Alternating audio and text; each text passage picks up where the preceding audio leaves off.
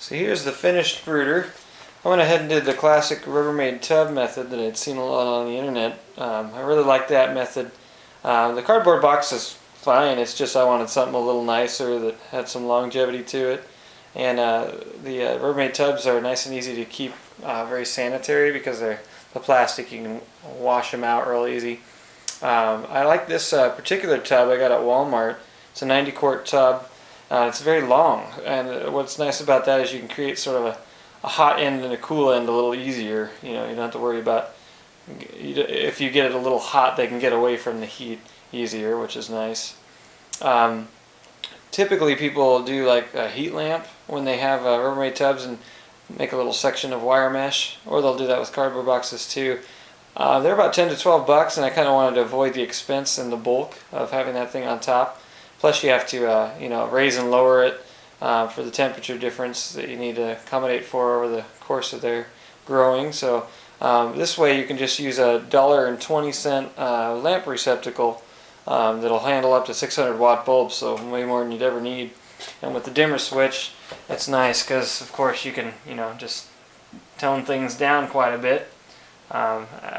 Because basically what you're supposed to do with the chicks is the first week keep it around 95, second week drop it 5 degrees, and keep doing that by 5 degrees until you reach about room temperature. So it's nice to have that option. On the inside, I went ahead and put a little piece of ply there just to protect the plastic from warping, and you can save some time or some money on the wire mesh, since you don't need to have something that can handle heat. Just drill a bunch of holes.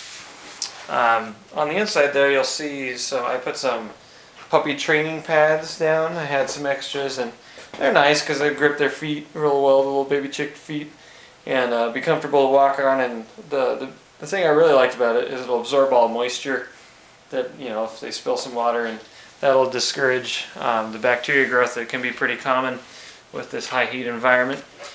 For a waterer, I just took a little cornstarch jar I had that I washed it out and drilled some holes around the peripheral, and screwed the cap in there with a little bolt. This little tray here is a flower pot tray that I got a 3-pack for $1 at the 99-cent store. So that makes for a nice little cheap water. Then I had a little round Tupperware dish that I just drilled 2 holes in and connected them to make for a little feeder. Same thing, how you can auto little feeder, nice and small, fit in there and easy. Other than that, man, it's pretty simple setup.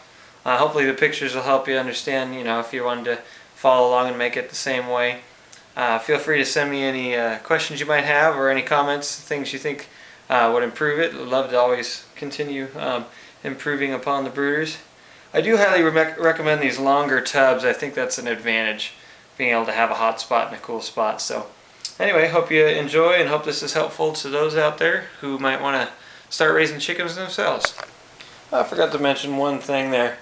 The light bulb over here is just a standard 100 watt bulb, and it gets pretty dang bright when you crank it all the way up on the dimmer switch there. So I would recommend going with like a 100 or 150 watt red bulb. You won't necessarily need the 150 watt, but if you want to be able to stick it outside and not worry about not having enough of an option there on your dimmer to turn it up and get the high heat you need, because you can always just turn down the dimmer a little. It's not a big deal if you have too much power in there. So anyway, a little tip for anyone who might be building that. I'm sure I've got that black bulb in my incubator. I might just throw that in there and try it too, and that way keep the chicks happy and their retinas happy too. So here's a little brooder in action.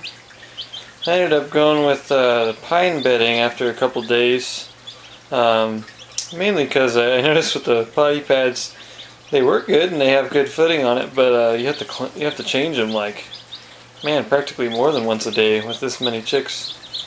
Plus I think they have fun pecking around in the sawdust here after a couple days. I guess supposedly you shouldn't use pine bedding right off because they can eat it, but now they kind of like pecking in it. It's like looking for scratch. So got the red bulb in there and all my little chicks, and they are doing fine.